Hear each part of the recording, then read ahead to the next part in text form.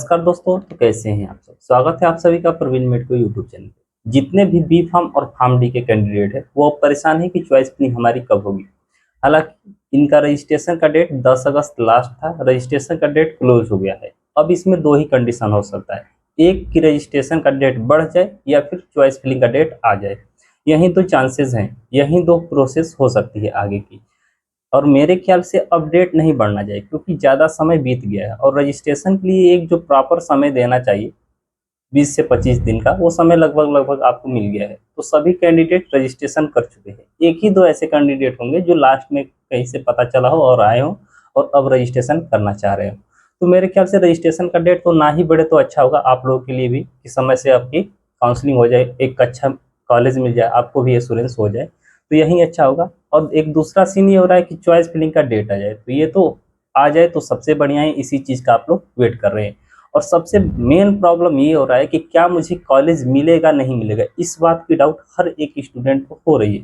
तो चलिए वीडियो को शुरू करते हैं और एक एक करके जान लेते हैं। जो भी प्रोसेस मैं बताऊंगा वो बी फार्म और फार्म डी के कैंडिडेट के लिए सेम होगा। ठीक, सेम प्रोसेस से दोनों का एडमिशन होगा। तो चलिए, तो सबसे पहले बात कर लेते हैं चॉइस फिलिंग के बारे में। देखिए, चॉइस फिलिंग का डेट एक्सटेंड होने के पीछे का कारण आपको थोड़ा सा बताने का कोशिश करूं तो जो भी कैंडिडेट बी फार्म या फिर फार्म डी में चॉइस फिलिंग करना चाहता है, मतलब कि अपना एडमिशन कराना चाहता है, तो रजिस्ट्रेशन के बाद ऑप्शन आती है चॉइस फिलिंग की। और चॉइस फिलिंग के लिए वही कैंडिडेट एलिजिबल होंगे जिनका डॉक्यूमेंट वेरिफिकेशन का स्टेटस वेरीफाइड दिखा रहा होगा, वो ही एलिजिबल होंगे आगे की चॉइस फिलिंग करने के लिए।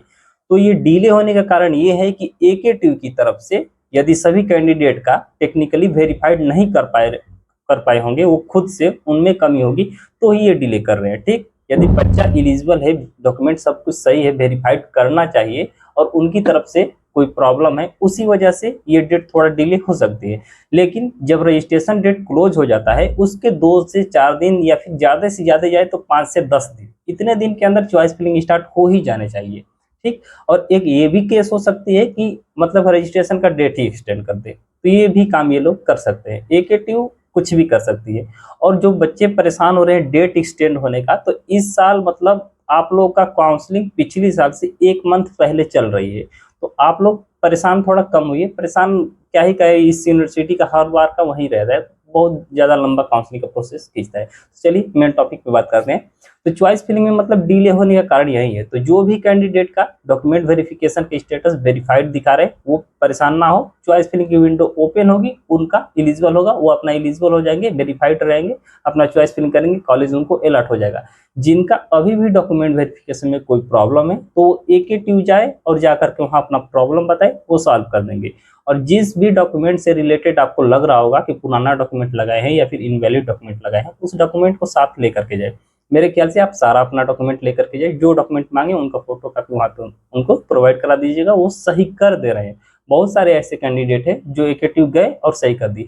आप लोग आपस में हेल्प कर दिया करिए। जो भी कैंडिडेट AKTU गए हैं और उनका डॉक्यूमेंट वेरीफाइड हो गया है, कोई बच्चा पूछ रहा है तो उसे कमेंट में जेन्युइन इन्फॉर्मेशन बता दिया करिए। ठीक, तो जो भी कैंडिडेट का वेरीफाइड नहीं है वो चॉइस फिलिंग वेरीफाइड कराए। ठीक, AKTU चला जाए। अब तक भी जिनका भी वेरीफाइड नहीं हुआ है, मेरे ख्याल से सबका वेरीफाइड हो गया होगा। ठीक, कुछ ही कैंडिडेट बचे होंगे। बाकी आगे बात करते हैं कि चॉइस फिलिंग कब तक हो सकती है। देखिए, आप लोग ज़्यादा पैनिक मत हुइए क्योंकि ऑफिशियल इन्फॉर्मेशन मुझे भी नहीं है। यदि वेबसाइट पे कोई भी इन्फॉर्मेशन आती है तो मैं आपको ज़रूर बताऊंगा। जब भी आएगी मैं आपको बताऊंगा। सबसे पहले पोस्ट डाल दूंगा, वीडियो लाने में 1 से 2 घंटा की समय लग जाती है, या फिर कहीं हूँ तो 3 से 4 घंटे भी लग जाता है। ठीक, तो जब भी चॉइस फिलिंग का डेट आएगा, चॉइस फिलिंग का मतलब कि शेड्यूल आ रही है, तो मैं आपको सबसे पहले इन्फॉर्म कर दूंगा। और चॉइस फिलिंग से पहले पहले मैं थोड़ा बिजी शेड्यूल चल रहा है, कॉलेज भी थोड़े चल रहे हैं इस समय, तो मतलब कल मैं आपको एक गवर्नमेंट कॉलेज की वीडियो प्रोवाइड करा दूंगा। आप अपना प्रेफरेंस तैयार कर लीजिएगा, अपने आसपास के भी कॉलेज को देखिएगा।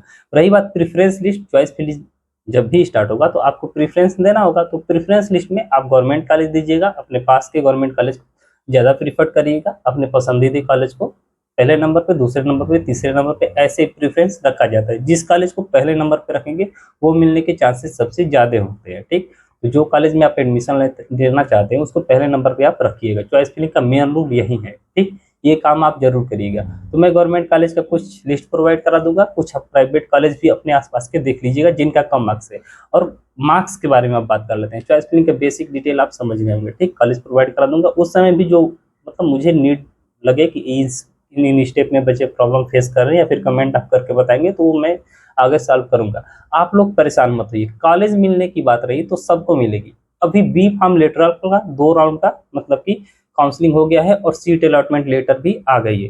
तो पहले राउंड में मैं बता दूं कि बीआरडी मेडिकल कॉलेज में 100 मार्क्स जिसका था उसको कॉलेज मिल गया था बी फार्म लेटरल के लिए। सेकेंड राउंड में आपको बता दें कि 40 मार्क्स 40 मार्क्स जिस कैंडिडेट का था उसको भी बीआरडी मेडिकल कॉलेज मिल गया है।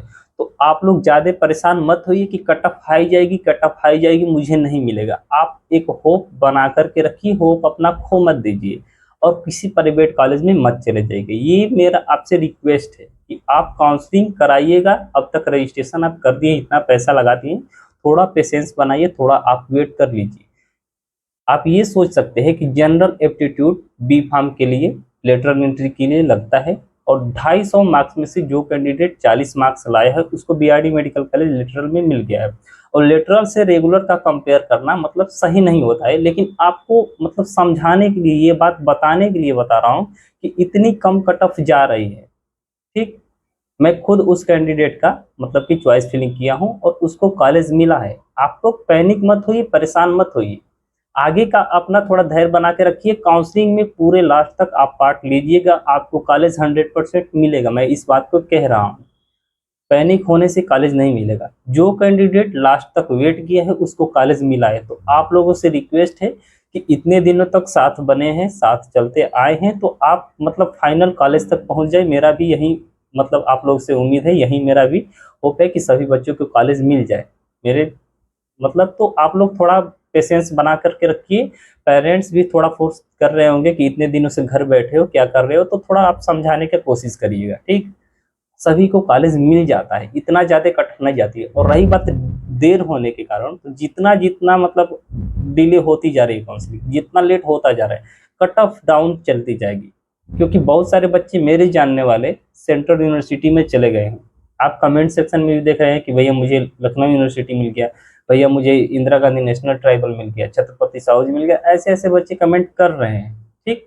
तो आप लोग ज्यादा परेशान मत होइए। कुछ बच्चे निकल चुके हैं, कुछ बच्चे तो काउंसलिंग को छोड़ करके प्राइवेट में एडमिशन ले लिए, प्राइवेट वालों के झांसे में आ गए हैं। तो जो बच्चा वेट करेगा उसको एडमिशन 100% मिलेगा। हाँ, गवर्नमेंट कॉलेज में मिलेगा, ठीक। आप लोग का मेन डाउट है गवर्नमेंट कॉलेज, तो गवर्नमेंट कॉलेज में मिलेगा TFW सीट या फिर नॉर्मल मिले, मतलब अच्छा खासा कॉलेज मिल जाएगा। आप लोग परेशान मत होइएगा, ठीक ना।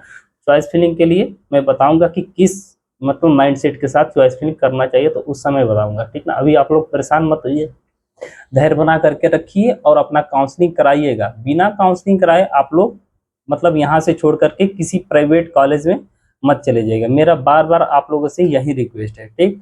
आशा करता हूँ कि पूरा आप लोग समझ गए होंगे। पूरी जो भी अपडेट थी मैं आप लोग को समझा दिया हूँ।